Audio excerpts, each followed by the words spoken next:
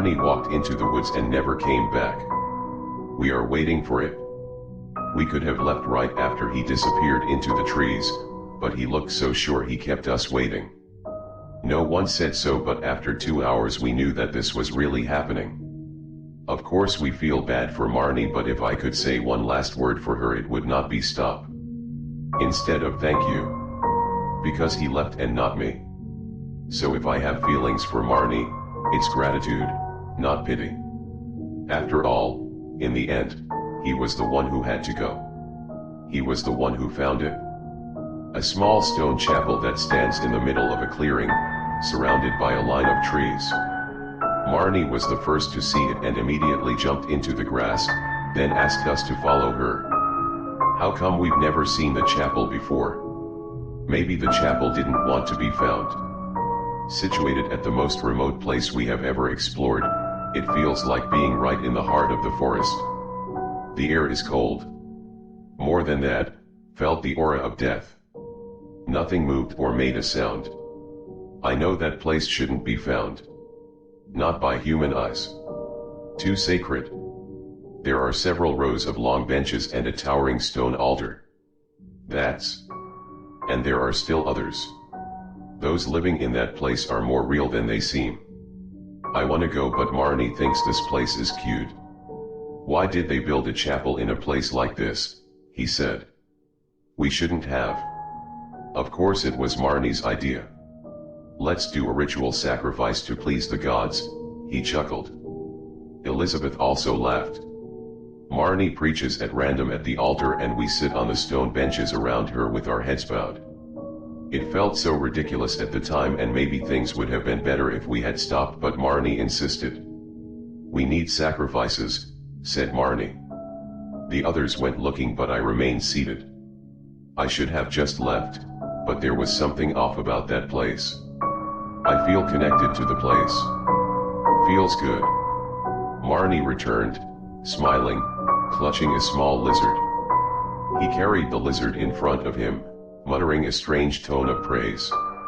Marnie came up to the altar, clutching the lizard in one hand. Elizabeth gave him a stone. Elizabeth looked a little doubtful then. Marie held the stone with her other hand, lifting it high above her head. Noble gods who guard this forest, he shouted loudly, accept this sincere offering in exchange for your immortality. Then Dai Hunjamkan stone down. Some of us were shocked. I don't think any of us thought he actually did it. Black blood stains splattered on the altar. A cold wind blew across the field. It was then that I realized we had woken them up. The others must have felt it too, because everyone wanted to get out of there, even Marnie. Marnie waited a full week before she asked us to come back to the place with her. He said it like it was a joke, but I could tell he was already consumed by the thought. His eyes lost their light. We went with him to the edge of the forest. And we all stepped back. He laughed at us, mocked us cowards. We are afraid, but we are not stupid. Marnie tried to persuade us, but in the end she gave up. Marnie decides to go alone.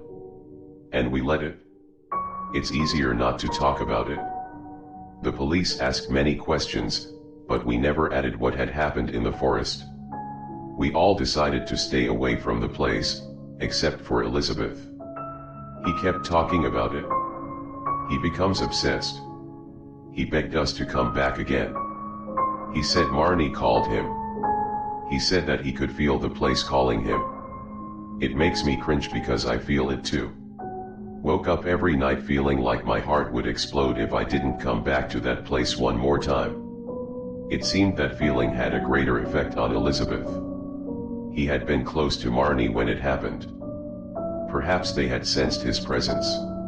So we all arrived there, on the outskirts of the forest, at the same place Marnie had left us.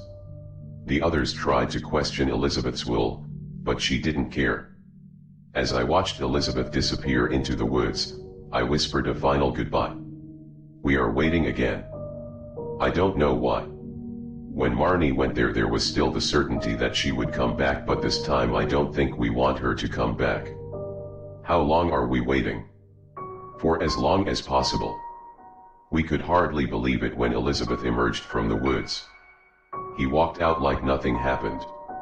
He's so full of claw marks and messed up, I don't even know if it's still him. He walked towards us, then stood there looking at us one by one with a small smile of hope on his face. In his hand he held a heavy, sharp stone. "Look at this," he said, and he smashed the rock into his left eye. Blood streamed down his face.